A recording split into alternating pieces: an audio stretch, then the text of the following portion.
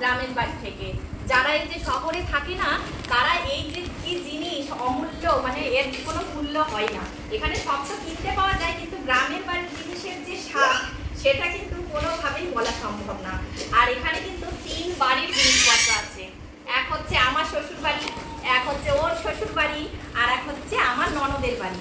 3 জনে দিয়েছে সমস্ত কিছু, আর সেইগুলো ব্যাগে করে আনতে পারছিল না বলে বস্তায় নিয়ে এসেছে। দেখো এই হাতিও না, চুলকাবে বাবা। এ হচ্ছে সেই কচুর ডাটা, এই হাতিস না, চুলকাবে সে কচুর ডাটা, বড় সেই কচুর ডাটাগুলোকে কেটে কেটে ছোট করেছে, করে তারপরে প্লাস্টিকে করে দিয়েছে। কি যে স্বাদ খেতে, কি যে স্বাদ। আর এখানে আছে মোটে শাক। আমরা 2 জন মানুষ যতগুলো আছে বাবা, এক এক রকম তো 3 দিন 4 দিন করে হয়ে যাবে। আর এটা হচ্ছে আমাদের বাড়ির গাছের কাঁঠাল। এসো বাবা, দাঁড়াও বের করে দিই বাবা। বাবা গায়ে লাগবে, গায়ে লেগে যাবে, আঠা লেগে যাবে বাবা। এসো, সেদিন কত পাথর করে নিয়ে এলাম, দেখো আবার দেখো। হ্যাঁ, কাঁটা ফুটে গেল, কাঁটা ফুটে যায়। নিম পাতা, আবার নিম পাতা। তুমি এটা খাও, জুসটা খাও তুমি। শ্বশুর বাড়ির সে স্পেশাল বেগুন।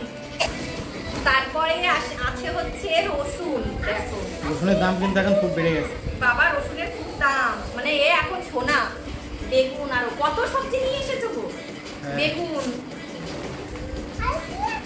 দাঁড়াও মাথায় করে নিয়ে এসেছি বাবা, কি কষ্ট করে নিয়ে এসেছে অত দূর থেকে, দেশের বাড়ির জিনিসপত্র খাবে বলে। নোটে শাক তো প্রচুর গো। হ্যাঁ, নোটে শাকটা এত ভালো লাগে, কিন্তু এখানে যে চাষ করা নোটে গাছ, মানে ওগুলো আর ভালো লাগে না। এর মধ্যে দেখো আছে কুমড়ো শাক, লাউ শাক। দেখো ভাবে পুরো শুকিয়ে গেছে। সব ঠিক করে প্লাস্টিকে করে করে রাখতে হবে বাবা। দেখেই লোভ লাগছে, মনে হচ্ছে এখনই রান্না করছি। কবে থেকে